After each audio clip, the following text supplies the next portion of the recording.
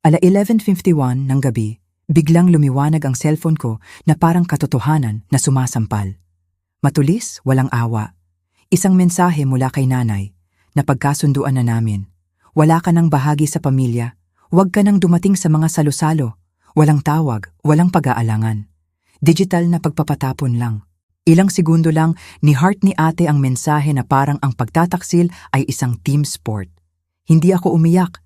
Hindi ko tinanong kung bakit. Binuksan ko lang ang laptop, hinila lahat ng bayarin, account at bayad na ipinangalan ko sa kanila at sinimulang i-cancel, isa-isang i-cancel. Pagsapit ng 12:03 ng madaling araw, nagsimula ng kumurap-kurap ang mundo nila sa dilim. Bago ko ikwento ang sumunod, sabihin mo muna sa akin kung saan ka nakikinig ngayon. Para malaman kung hindi lang ako ang pinatay ang ilaw sa mismong pamilya ko. Nang mamatay ang screen, ang katahimikan sa kondo ko ay naging mas mabigat kaysa ingay ng Maynila sa labas. Ang ugong ng ref, ang mahinang tiktak ng orasan sa dingding, parang mga saksi lahat. Nakaupo ako roon, nakapatong pa rin ang kamay sa keyboard, matatag ang dibdib sa paraang nakakatakot. Hindi maingay ang galit ko ngayon, klinikal na. Sa loob ng maraming taon, ako ang tahimik na investor sa bersyon nila ng pamilya. Ang housing loan na hindi kailanman na-default sa pangalan ko. Ang car insurance na parang kusang nagre-renew.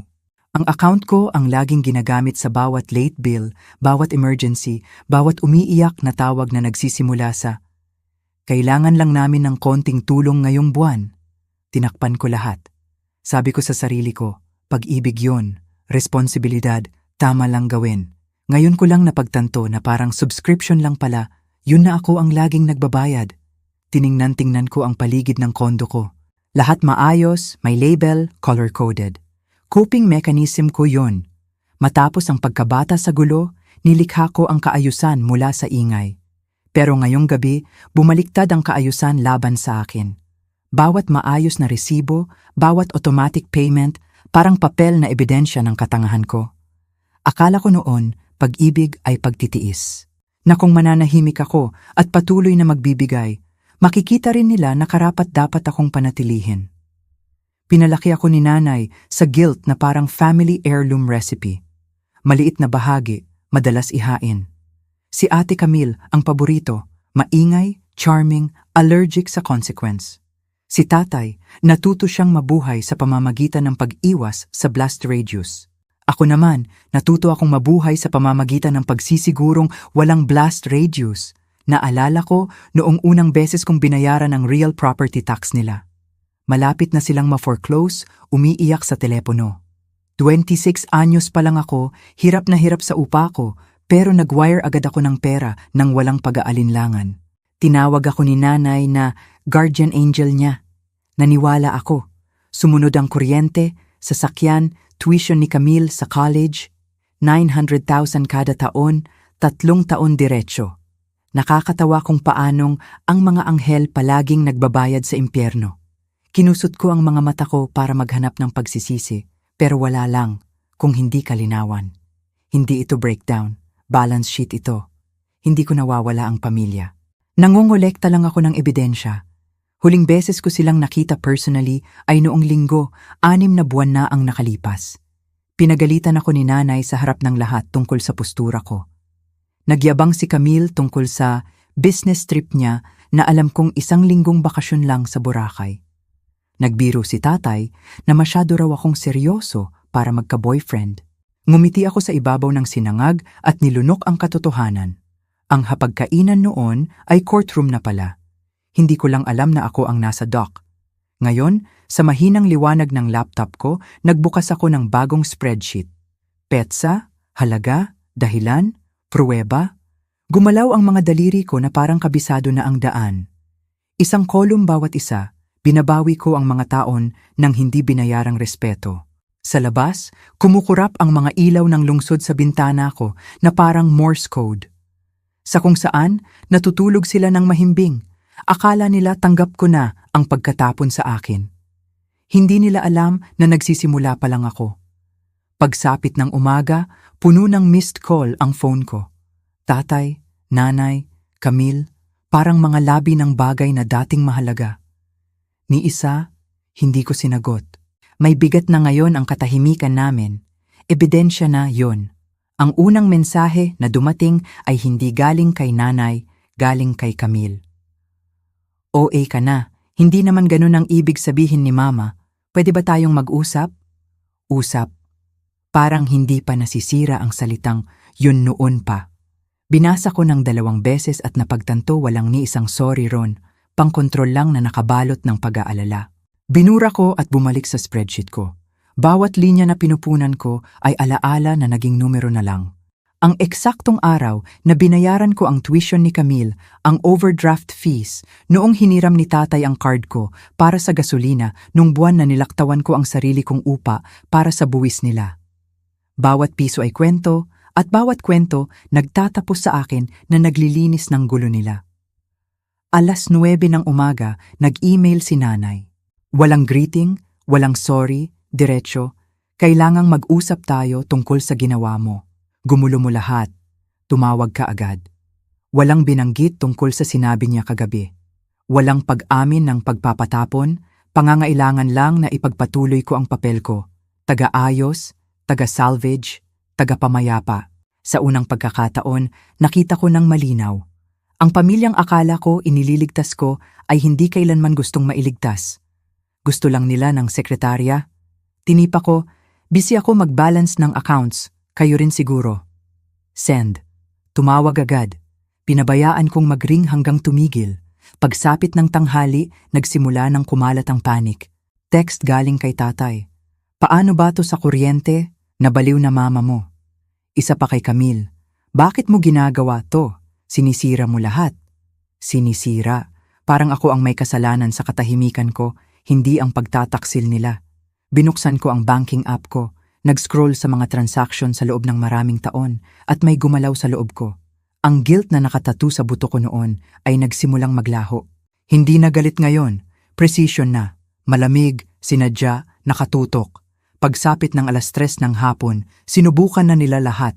Galit, pakiusap, nostalgia. Nag-post pa si nanay sa Facebook ng malabong update. May mga taong nakakalimot kung sino ang nagpalaki sa kanila pag yumaman na. Ang pride ay nauna sa pagbagsak.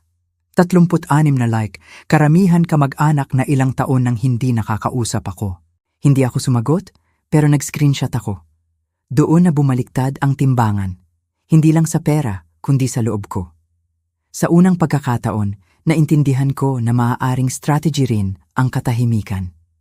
6:00 ng gabi, tinawagan ko si Julia, kaibigan ko mula college, ngayon ay family lawyer na dalubhasa sa magulong mana. Siguro ready na akong tumigil maging accountant, sabi ko. Hindi siya nagtanong ng detalye, diretsong sagot. Kung ganoon, simulan mong i-document lahat, gagawin nating opisyal. Noong gabing yon, pinagdaanan ko ang bawat email, bawat bayad, bawat transfer, nilagyan ng label, in-archive na parang ebidensya sa korte. Habang mas nagiging maayos, mas gumaan ang pakiramdam ko. Pagsapit ng hating gabi, parang courtroom na ang inbox ko.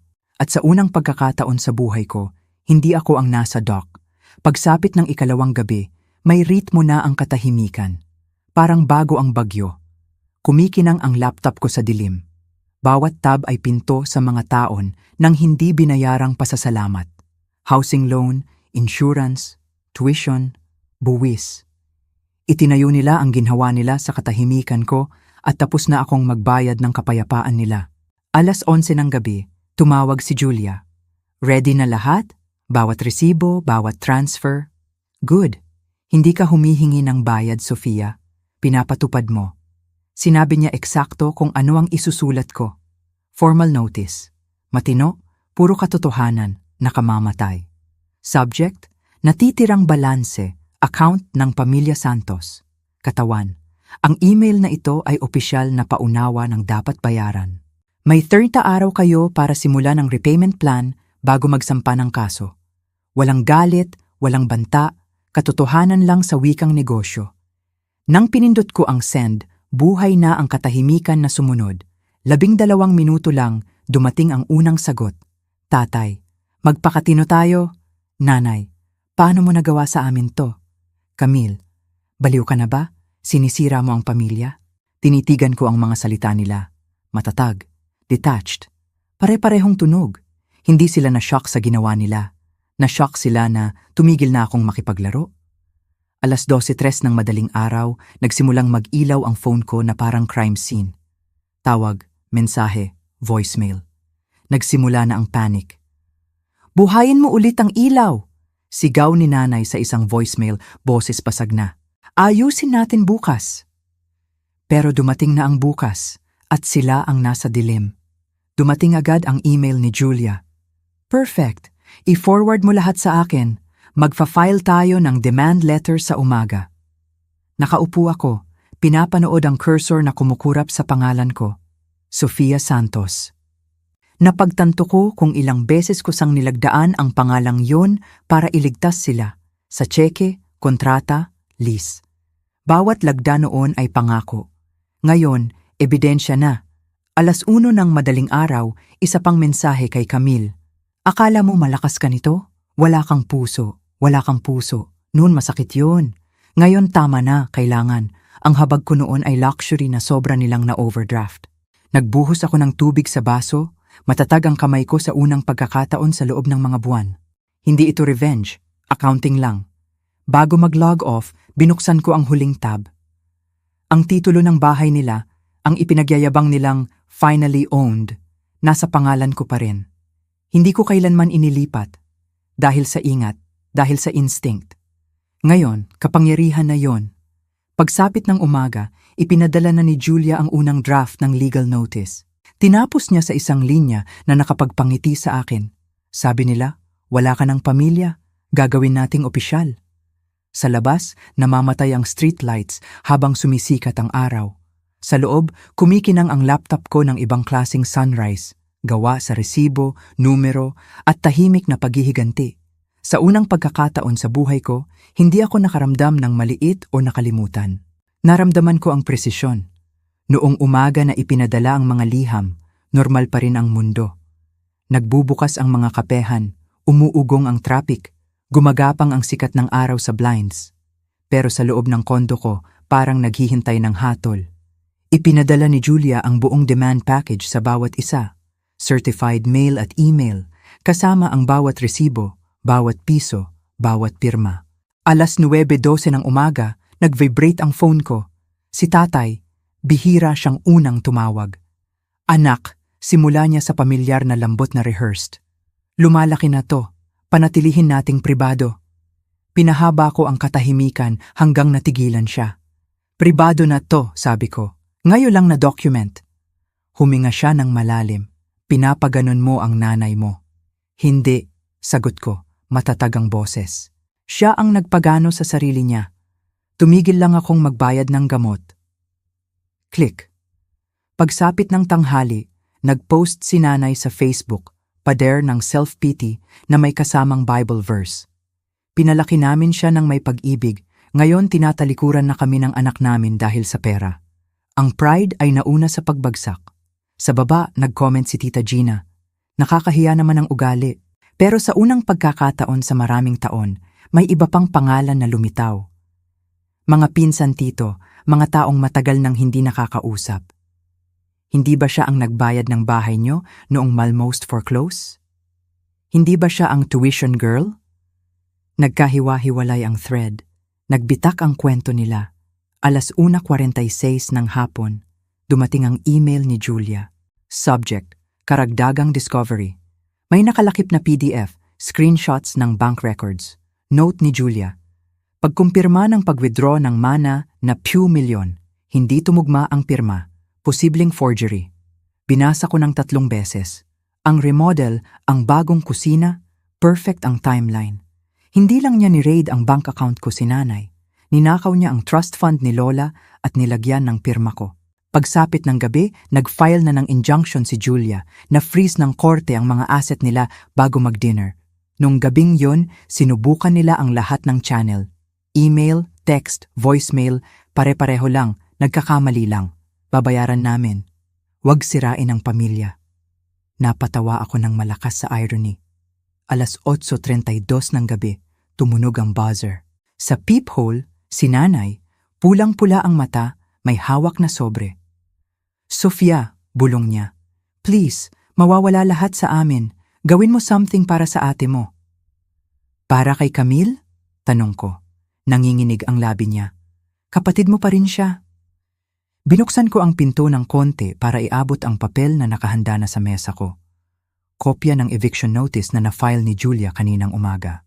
"Makukuha niyo ang opisyal na kopya sa loob ng 7 araw, sabi ko. Nawalan siya ng kulay. "Hindi mo to gagawin." "Nagawa ko na." Tinitigan niya ako, hinahanap ang dating bersyon ng anak niya. Ang taga-ayos, tagapagpatawad, taga-sponsor. Wala na yon. "Paalam, Nay," sabi ko, at isinara ang pinto. Hindi ko pinanood umalis siya. Tumayo lang ako sa katahimikan, nilanghap ang wakas ng isang panahon. Pagsapit ng susunod na hapon, naganap ang gulo na parang orasan. Naputol ang kuryente, dumating ang mortgage notice sa email nila. Ipinasa ni Julia ang confirmation, title secured, eviction approved, probate court notified. Sumunod ang bagyo online. Isa pang post ni Nanay.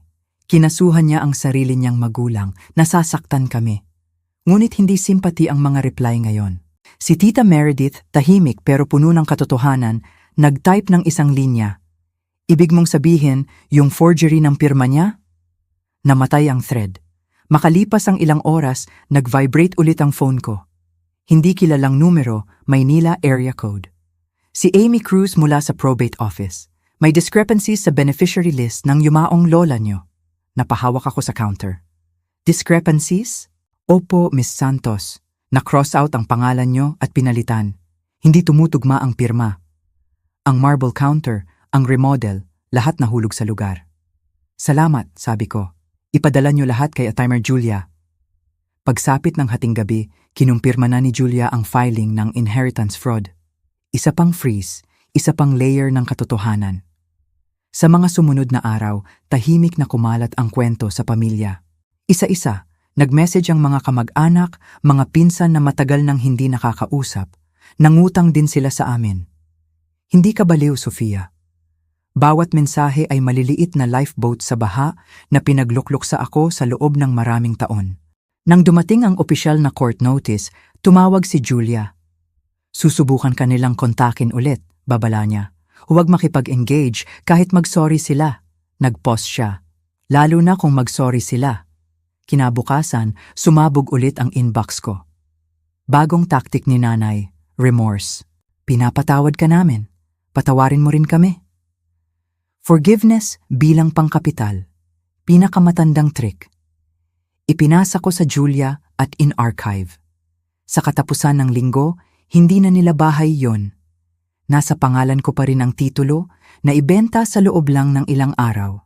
Ipinadala ni Julia ang proceeds sa account ko. Ang makitang dumating ang confirmation ay hindi revenge, balance lang. Sinubukan pang muli ni Camille, isang huling text. "Nanalo ka." Tinipa ko. Walang nananalo kapag naging patay ang pamilya. Then, mute ko forever ang number niya. Noong gabing yun, matatag at walang pakialam ang mga ilaw ng lungsod sa labas. Nakaupo ako sa bintana, ang mismong bintana na dating sumasalamin sa bawat gabi na hindi ako nakatulog para iligtas sila. Ngayon, ibang bagay ang nakikita ko. Ako, mag-isa, pero walang pasanin. Sa kung saan, natututo silang mabuhay nang wala ako. At sa unang pagkakataon sa buhay ko, hindi ako nakonsensya sa pagbitaw sa kanila. Nang tapos na ang lahat sa korte, lumipas ang mga linggo sa kakaiba pero tahimik na ritmo. Nagpadala si Julia ng maikling email. "Case resolved, repayment agreement signed, probate reversed, clear ka na." Clear. Banyag ang salitang yon. Na-freeze ang mga account nila, na ibenta ang bahay, ang mga utang nila sa wakas nakapangalan na sa kanila. Ang katahimikan na dating multo ko noon ay naging kapayapaan na. Hindi na ako ginigising ng emergency call o one more favor. Akin ulit ang mga umaga ko. Bumili ako ng maliit na kondo sa Makati. Hindi malaki, malinis lang ang dingding. May sikat ng araw, walang multo. Tinulungan ako ni Evan na lumipat. Tahimik lang siya, inabutan ako ng kape at ngumiti na parang alam niya ang lasa ng kalayaan. Noong unang gabi roon, binuksan ko ulit ang dating spreadsheet ko, ang dating listahan ng bawat pisong ibinigay ko sa kanila. Tinitigan ko ng matagal ang mga numero, tapos pinindot ko ang delete. Ang makitang nawala ito ay hindi loss, release pala. Nabalita na nagrerenta na lang ng maliit na bahay sa labas ng metro ang mga magulang ko. Nagpa-part-time si Camille sa trabahong kinamumuhian niya. Hindi ko naramdaman satisfaction, distansya lang. Natututo na silang mabuhay sa buhay na itinayo nila nang wala akong tagasalo. Noong gabing yon, sa unang pagkakataon sa maraming taon, nakatulog ako ng tuloy-tuloy hanggang umaga. Walang guilt, walang ingay, tahimik lang na hum ng buhay na sa wakas akin talaga. Isang buwan pagkatapos, binisita ko ang puntod ni Lola. Naglagay ako ng mga tulip, paborito niya, at bumulong, tapos na. Parang sagot ang hangin. Ang kapayapaan ay hindi maingay. Tahimik lang, matatag, pinaghirapan. Kung nakaranas ka ring lumayo sa mga taong sumira sa'yo, alam mo to, hindi ka nag-iisa at hindi ka masama kung pinili mo ang kapayapaan. Kung tumama sa'yo ang kwentong ito, pakinggan mo ang Family Betrayal Playlist para sa iba pang totoong kwento katulad nito. At huwag kalimutang mag-subscribe at i-on ang bell para hindi mo makaligtaan ang susunod na kabanata.